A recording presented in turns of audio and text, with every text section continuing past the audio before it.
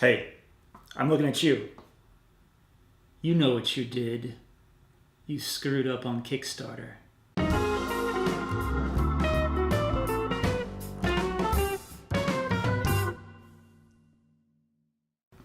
Hey Choo-Choos, welcome to another Josh's Tabletop Talk. I'm Joshua Thomas, and I'm actually going to talk about something other than a single board game. It's actually a board game topic. It's mistakes that people make on Kickstarter. And I've got my crap list right here. Just ignore that thing on the bottom. That was for something else.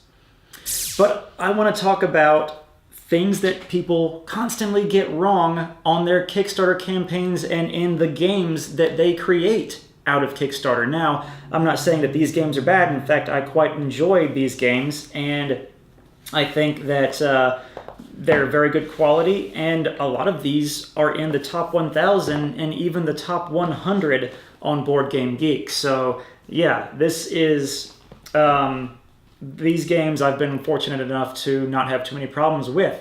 But let's get started. And number one is playtest your game. I can't tell you how many Kickstarter games that I've gotten or helped rate that I felt it feels like the rules weren't quite right. Like, you guys didn't playtest this game enough to compensate for every single variable that could possibly happen. I mean, the only game that shouldn't be playtested is, well, we didn't playtest this series, and something tells me that they were playtested. But anyway, this can make a game feel incomplete, and it can make the players playing the game and who funded you on Kickstarter, it can make them feel like you didn't spend their money well. And that leads me into my next gripe about Kickstarter games. Let me check off playtest your game. Don't ignore the rule book. This is something that I have noticed a lot, especially when playing a print and play of a game. We'll read the rule book, and yes, while the rule book is not complete, we will notice things that the developers perhaps didn't consider, and we'll give them suggestions on it. Also, this is a service that I provide, so feel free to contact me at Felroad Express or at my personal email address, and I can edit or critique your rulebook writing. But people seem to skimp on the rule books when it comes to kickstarting, and I understand that if you just got above your minimum pledge level or your minimum funding goal, that maybe you need to spend more money on developing the game, and you can't make the rule book as nice or as big as you'd like. But go ahead and factor in some kind of currency to make sure that your rule book tells the players everything they need to know. Because you're not going to be there to remind the player, oh yeah, this is a really important thing. You need to spend a lot of time doing this in the game, and your rulebook only has a paragraph this big on it. That's a big no-no. And I think this comes from these amateur developers, no offense to anyone out there, who have only developed their first one or two games, and they know their game backwards and forwards. And to them, something is intuitive that to a new player, they need it explained better. In fact, if you can put examples in your rulebook, if something is a huge part of your game, don't skimp over it in the rulebook. Make sure you put it in big letters, bold it, underline it, make it its own paragraph. Do what you need to do to make sure that players understand this is what's happening. In Mixtape Massacre, we had a situation where we were like, well, wait a second. There is this one space that I have to roll the exact number of to land on, but do I have to move the exact number that I roll every single time? It wasn't in the rule book. I think this is a decent game. I really enjoyed it. It was one of our Kickstarter games of the month. But we weren't sure, and we had to call the developer on that to find out. And, well, you shouldn't do that when you're designing a game. Your players shouldn't have to call you. Going into the rule book, or segueing from the rule book, don't underprice your game. Don't set a funding goal low just so you can get the money. If your game is going to be in a box this size and your funding goal is only a few $1,000s, I'm going to be kind of skeptical of your game. I'm going to be like, really? Who are you getting to do the artwork for free? Some high schooler? I expect a game of this size to be at least $20, $30, maybe even $50,000 for the pledge goal or the campaign goal.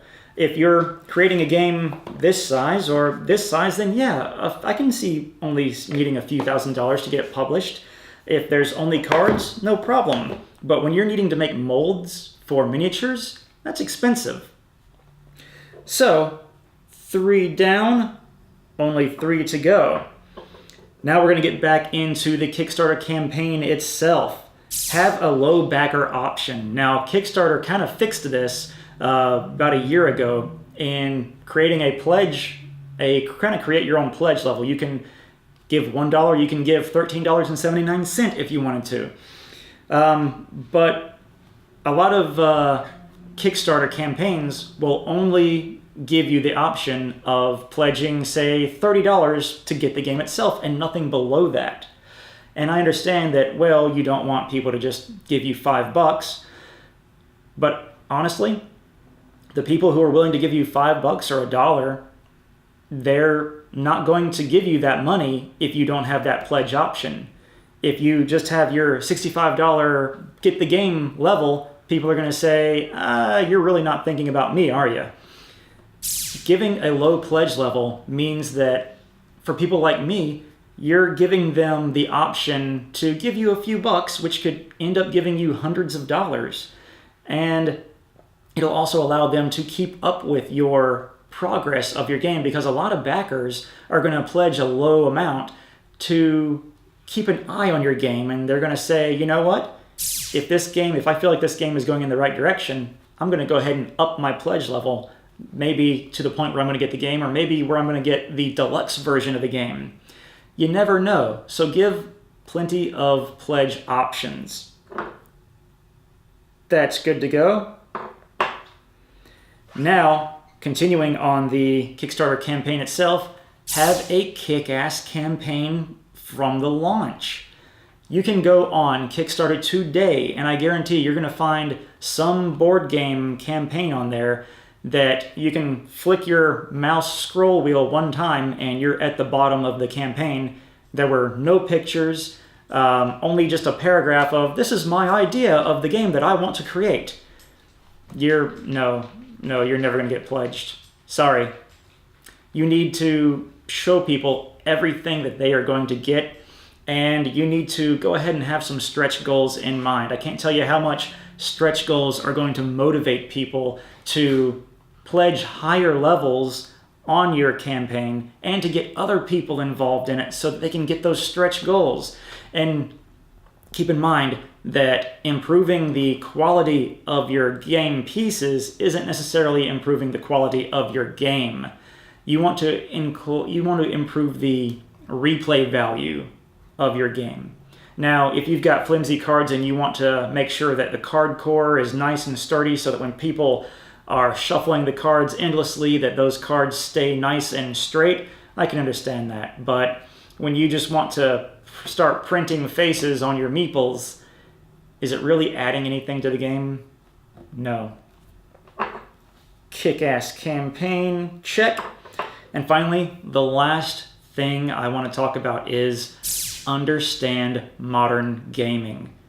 Just like you can find a campaign that is one paragraph long, you can also find a campaign right now on Kickstarter, just go and start looking, that you can obviously tell that this designer knows nothing about modern board gaming. They are stuck in the Monopoly verse. They are stuck in the 90s when they were kids, when board games were one track, and they've got a one-track mind on board gaming. Also, people who don't even know that Board Game Geek exists, or BoardGames.com, or all these other websites and forums that can help you spread the word. Kickstarter board games on Facebook, even that. If you don't know that these things exist, you've got no business creating a new board game for this modern era. So, ladies and gentlemen, that is all the crap I have to grap about on this special edition of Josh's Tabletop Talk for Kickstarter mistakes, and I hope you enjoyed the video. If you agree with me, let me know. If you think that I've missed something else that people are forgetting to do in Kickstarter, also let me know. Comment below. Tell me your thoughts on Kickstarter and the way things are going. Oh, another one. If you're a big-ass company, stop kickstarting. Let the little companies kickstart. Thanks for watching, everybody. Check out more videos on the Fell Road Express, and I hope you'll like and subscribe.